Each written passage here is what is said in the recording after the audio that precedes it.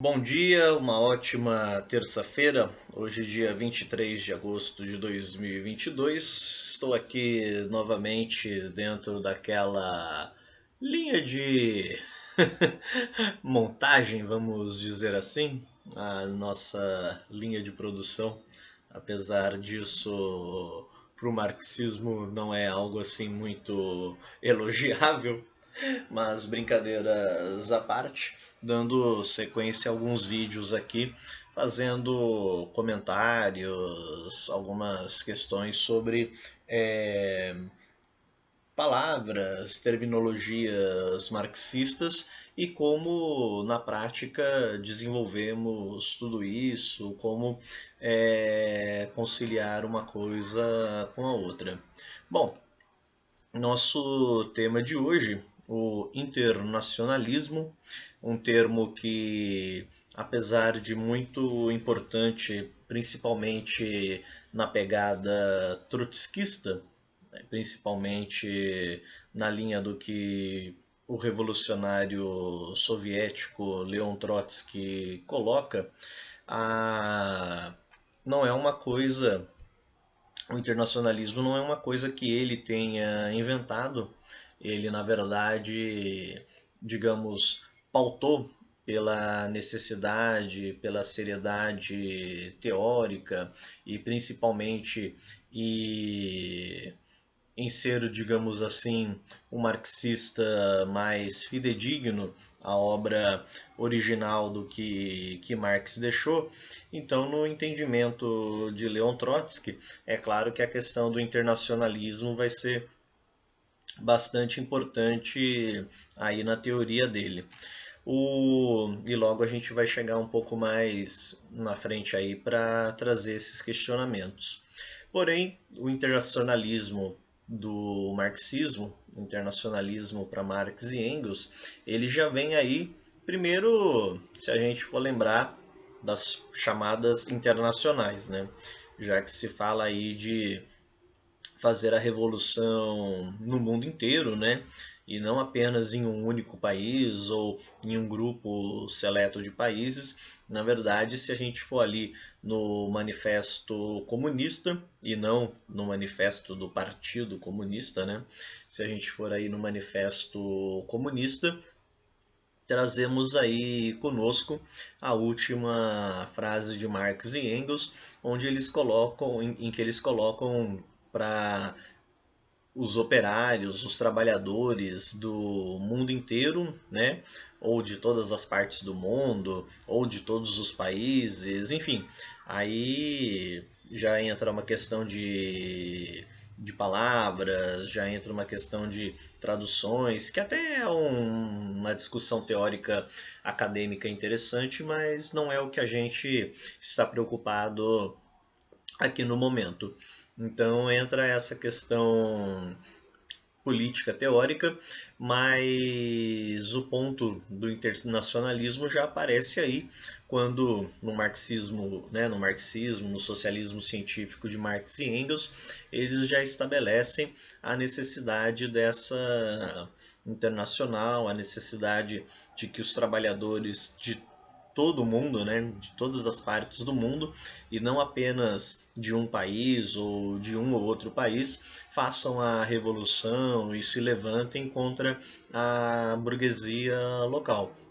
Esse é um processo importante. Claro que ele não vai acontecer ao mesmo tempo em todos os lugares na mesma hora, isso é fato, mas existe a necessidade de que conforme aconteça em um lugar, vá acontecendo em todos os demais. Acontece que pós Marx e Engels, o marxismo é uma teoria aí muito rica, um estudo aí muito rico, e claro que tivemos vários outros pensadores marxistas, socialistas, entre outros teóricos que buscaram levar essa discussão adiante, levar esse tema adiante, porém cada um mais ou menos a sua maneira. Vimos aí o modo de pensar de Lenin, de Rosa Luxemburgo, também o de Lukács, ou Lukács, como alguns preferem chamar, e também como essa questão foi abordada, principalmente na União Soviética, durante e pós-Revolução Russa. Lenin queria exatamente estabelecer uma revolução e fazer o que fez na União Soviética, porém não era uma coisa que deveria ficar fechada à União Soviética, a um grupo seleto de países, como Stalin, por exemplo, colocou. Stalin achava que a revolução deveria ser feita na Rússia, né, na União Soviética, estabelecida lá, e aí sim fortalecer aquele Estado socialista para ele sim depois poder ser influência no restante do mundo, ele sim poder, digamos, dominar e levar o socialismo para outras partes do mundo. Trotsky já vai numa outra pegada. Ele entende a importância do internacionalismo e da necessidade de levar e influenciar a revolução, os levantes, a luta de classes em todos os outros lugares, em todas as outras partes do mundo. Vide que ele próprio esteve, né, em vários lugares da Europa, esteve na América Latina, foi assassinado no México, né, diga-se de passagem, então teve esse grande conhecimento de outras nações e do movimento operário de outros países e defendia, portanto, esse internacionalismo, que é o que nós defendemos também, de você universalizar a revolução. Não existe o Brasil, não existe os Estados Unidos, não existe o México, não existe a Rússia, não existe a Inglaterra, não existe a Nigéria, não existe a Austrália. Na verdade, somos todos seres humanos, somos todos uma grande civilização, apesar das diversas diferenças culturais, linguísticas, enfim, mas somos todos, no entendimento da Internacional, trabalhadores, proletários, evidentemente explorados por uma classe dominante em todos os países. Então, no entendimento marxista, isso é algo genérico, generalizado do capitalismo e, portanto, não é momento de ficar olhando para as diferenças, para as divergências, mas sim entender esse ponto fundamental que nós temos em comum e que liga toda a classe trabalhadora universal, toda a classe trabalhadora do mundo todo e, portanto, precisamos desse embate, desse processo de luta de classes que há em todos os lugares, não há uma diferença, não é porque está num país ou está em outro que isso vai mudar. E aí a importância do internacionalismo como forma de, independente de qual país, mas que toda a influência, todo o processo revolucionário seja levado para outros e tenha essa relação político-partidária com outros grupos para justamente fazer por onde incentivar a revolução em vários outros lugares e não apenas fechá-la num país, não apenas formar uma espécie de império, como infelizmente podemos aí apontar que foi o destino da União Soviética no pós-Lenin, quando Stalin assumiu o poder, e, consequentemente, houve todo um processo de burocratização e outros países que também estipularam e fizeram suas revoluções acabaram com viés socialista, acabaram também seguindo na mesma linha. Por isso, como até é dito por alguns teóricos, por mais que existam diferenças entre países,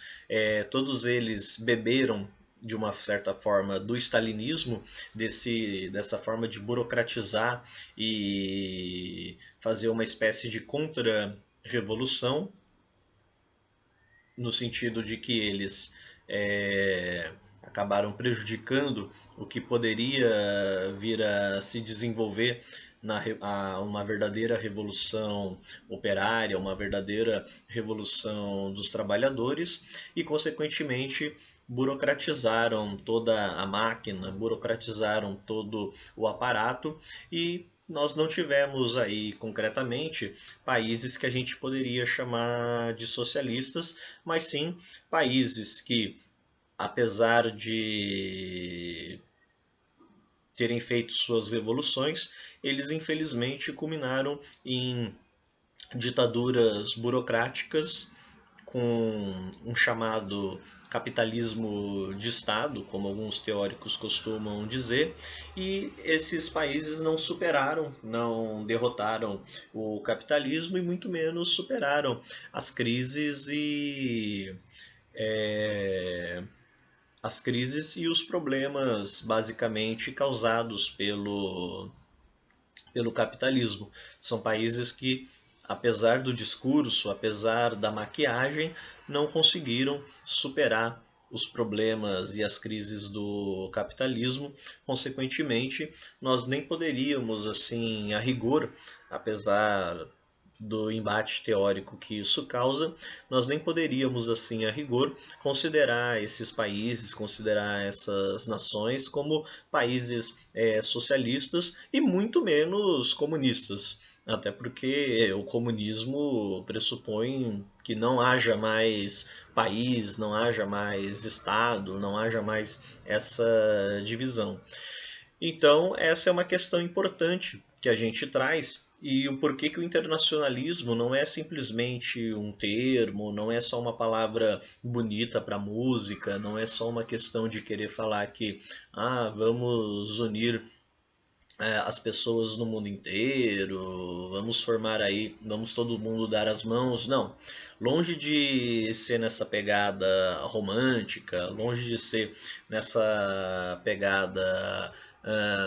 utópica, é algo de fato construído, pensado e estipulado para que justamente, como eu disse, não concentre a revolução e, consequentemente, não a burocratize em um país, mas sim leve a revolução para todos os países. Afinal de contas, somos todos unidos enquanto classe trabalhadora e não há distinção, consequentemente, entre brasileiros, italianos, ingleses, africanos, australianos, latino-americanos, enfim,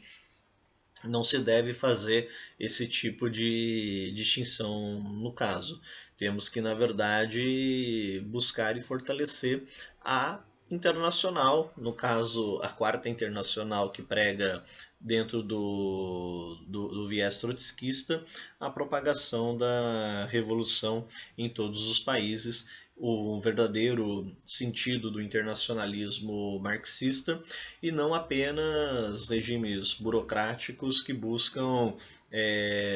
exercer influência sobre algumas zonas, como o stalinismo acabou fazendo ao longo do século XX, e poderíamos até dizer que, de certo modo, com muito mais